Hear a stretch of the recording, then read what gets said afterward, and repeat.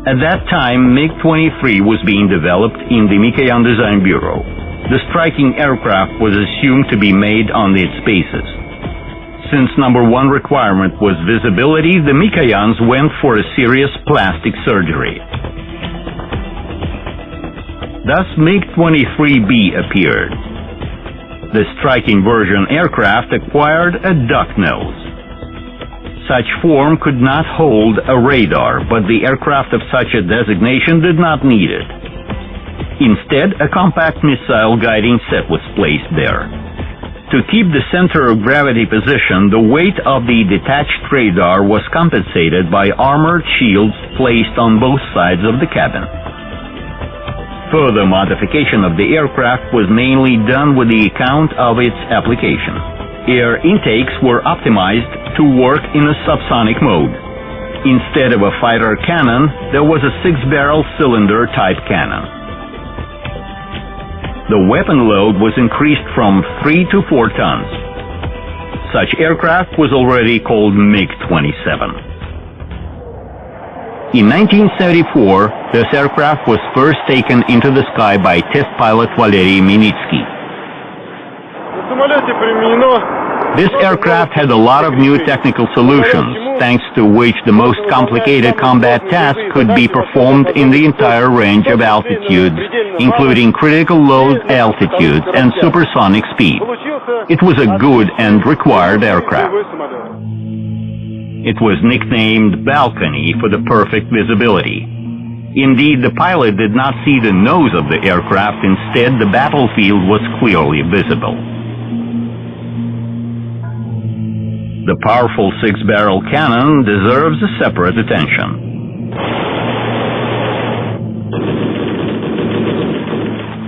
There was even a concern that the recoil may stop the aircraft in the air. This, of course, did not happen. However, at first, the cannon used to impact not only the target, but the aircraft itself. Shooting produced gas dynamic disturbance that troubled the engine. The aircraft equipment and suspended weapons suffered from vibration. The aircraft was significantly modernized when it was equipped with the Kyra laser aiming system. Such modification turned out to be very expensive, but this aspect did not bother the militaries much. The aircraft could now perform with high precision in any weather, day and night.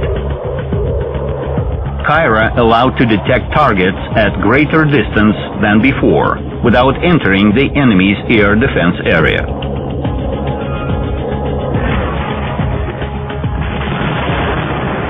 Besides, this gave not only a passive chance to escape means of air defense, but actively attack them. The aircraft's arsenal included Ha-27 missiles aimed at destroying enemy's radars.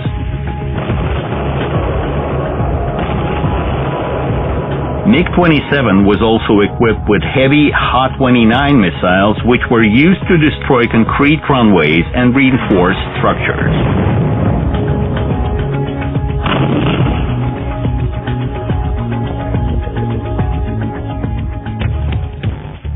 The first reaction toward improved MiG-27 in the wings was normal: abruption.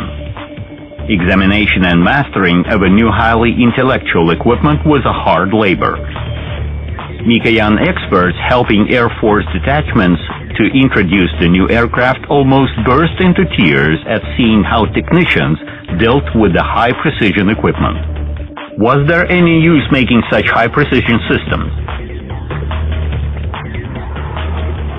However, the aircraft was soon appreciated for its capabilities. The combat efficiency, as compared to the first modifications, was more than twice higher. Pilots wondered why the aircraft was not renamed, since it was so different.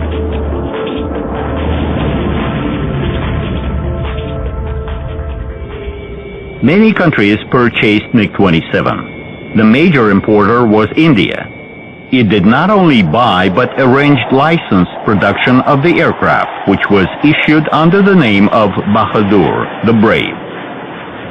With continuous upgrade, MiG-27 has been still serving in the Air Force of India. The requirement for such an aircraft is dictated by stable instability in the state of Kashmir, a long-lasting reason of dispute with the neighboring Pakistan.